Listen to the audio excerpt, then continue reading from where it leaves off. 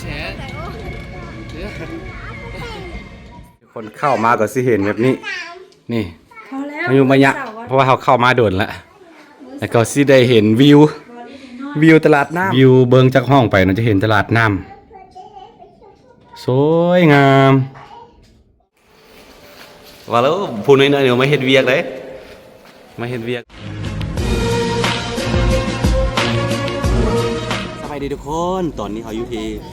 ตลาดน้ำเนาะตลาดน้ำของเขตพิเศษสามเหลี่ยมคำเนาะอันนี้จะเป็นตลาดใหม่เนาะเขาเอิ้นว่าตลาดน้ำจะมีแบบว่าขายของต่างๆขี่เรือชมวิวแบบนี้นะทุกคนเนาะนี่คือแต่ละปีเนาะเพราะว่าปีนี้ก็เป็นแบบว่าเทศกาลบุญดอกนิ้วมาฮอดแล้วเขาก็เลยมาเนาะมายามทุกปี แต่ว่ามาเทื่อนี้บ่ได้มาคนเดียวมากับนี่สบายดีมาเอาน้องขวัญมาน้ำตะกี้ยังบ่มีน้องขวัญจ้ะตอนนี้มีละ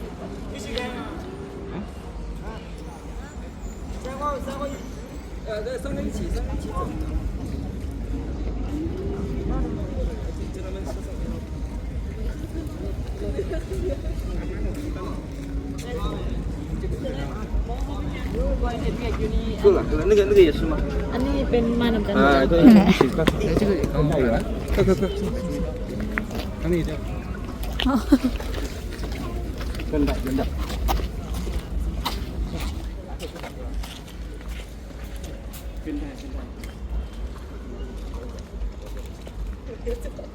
เอ้า น้องคนเต้น要去夜市呢。那个叫个车。 อย่าตัวซับตกสุด มาน้ำลง อย่า ไปดี สบายดี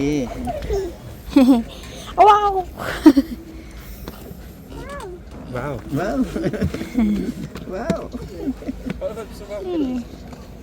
ใช่ป่ะไหม ได้ กลัวน้ำกัน ว้า ฮะเต้น ว เต้น ไงเด้อ เต้นบ่สบายดีดูสบายดีเอานี่เห็นไหมว้าว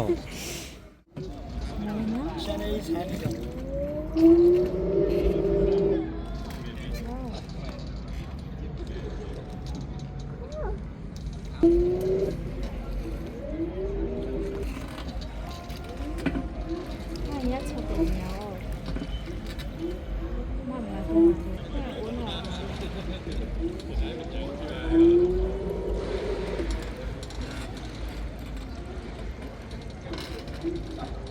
chỉ có tôm mà xe được vậy.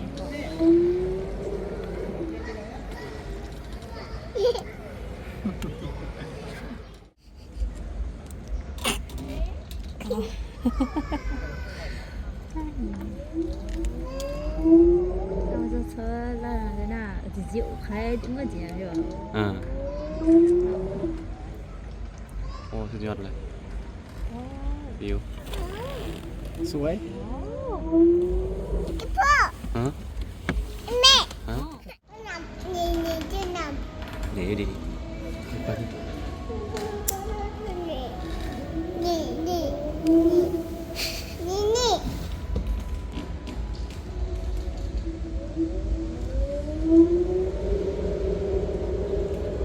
ก็โก้เอาสิโอ้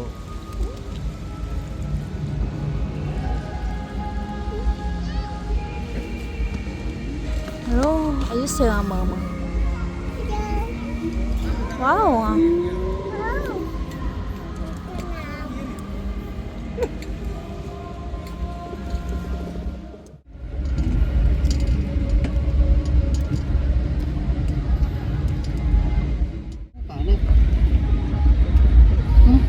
lên phải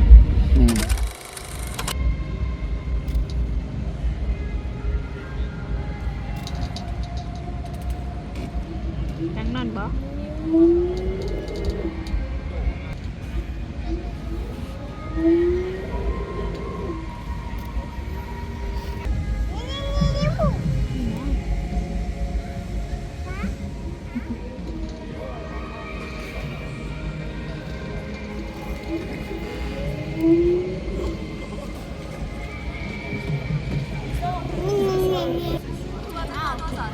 多少钱？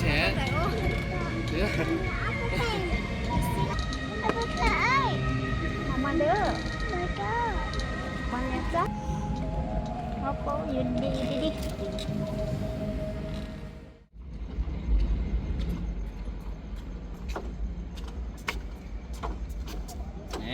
ทุกคนหลังจากที่เราขี่เรือชมตลาดน้ำแล้วเนาะเราก็สิกลับไปพักผ่อนตอนนี้มีคนซวยมาคนหนึ่งนี่ตะกล้องด้วยถ่ายคลิปให้ได้ถ่ายคลิปนี่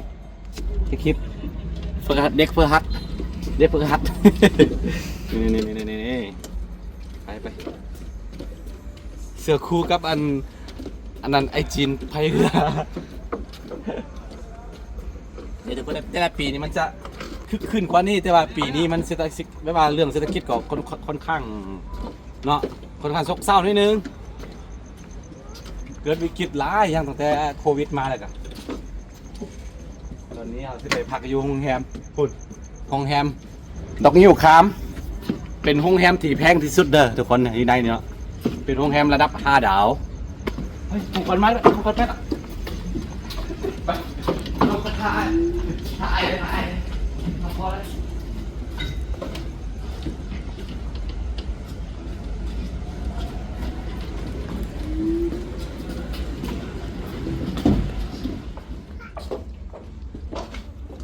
โอเคทุกคนตอนนี้น้องของขวัญก็ยังไปก่อนแล้วเนาะเขาสิยังกลับโรงแรมกันนี่เป็นมื้อแรกเนาะแล้วก็ต่อไปมีวันที่29เนาะทุกคนวันที่30กับ31เป็นมื้องานจะมีกันประกวดนางสาวดอกนิ้วเนาะแล้วก็มีงานกิจกรรมต่างๆเนาะจะวางเครื่องหัตถกรรมหรือว่าเครื่องโอท็อปของแต่ละเมืองในบ่อแก้วนี่มาวางแสดงอยู่เขตในมืองานเนาะจะมีพี่น้องฟังไทยฟังลาวฟังพม่าหลายบอลเนาะเขามาม่วนเด้อทุกคนเด้อ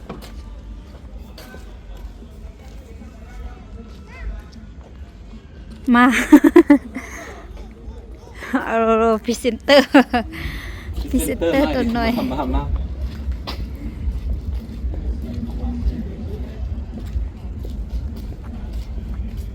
ไฟปิดกันเลยได้เลยโอเคทุกคนตอนนี้ที่ขึ้นไปซันซิปเด้อทุกคนเด้อเขาพักอยู่ซันซิปเนาะตอนนี้น้องฟันกำลังตื่นเต้นมาฝึกหัดนำพ่อแม่เนาะเพื่อนบอกอย่างบอกเป็นวัดนี่คือโรงแรมระดับ5 ดาวเป็นโรงแรมที่แพงที่สุดในเขตพิเศษ3 เหลี่ยมคำนี่เขาเป็นโรงแรมดอกนิ้วคามกระป๋องโฮเทลไปว้าว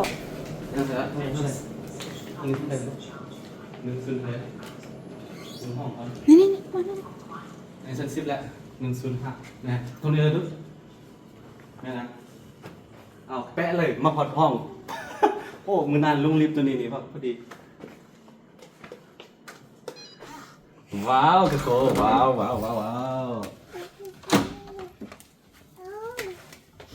เดี๋ยวผมเปิดไฟกันว้าวนี่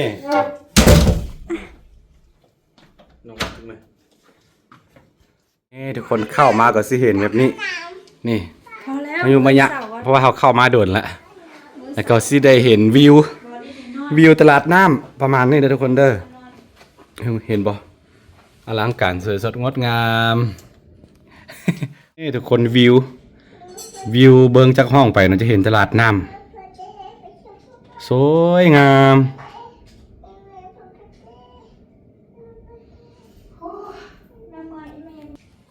และก็นี้มีอย่างอันนี้ของขวัญบอลอาบน้ำจากกุชชี่ห้องน้ำหรูหราสุดบ่เฮ็ดเด้อของขวัญเด้อบ่เฮ็ดเด้อแล้วก็มี2 เตียงมันมี2 เตียงเนาะแล้วก็ตอนนี้เฮาย่านน้องของขวัญตกแล้วก็สิยับเข้ากันจึงนอนนำกันได้น้องขวัญมาแล้วนี่บ่แน่ใจว่าราคาเท่าใดเพราะก็บ่ได้บอกเนาะน่าจะหลายล้านกีบเติบแต่ว่าเฮามาแปลว่าในนามเขาเป็นแขกเนาะก็เลยว่าเขาเชิญให้พักวันนี้ถือว่าโอเคอยู่ว่าแล้วผู้น้อยๆเดี๋ยวมาเฮ็ดเวียกเด้ผู้งามเถอะว่ะ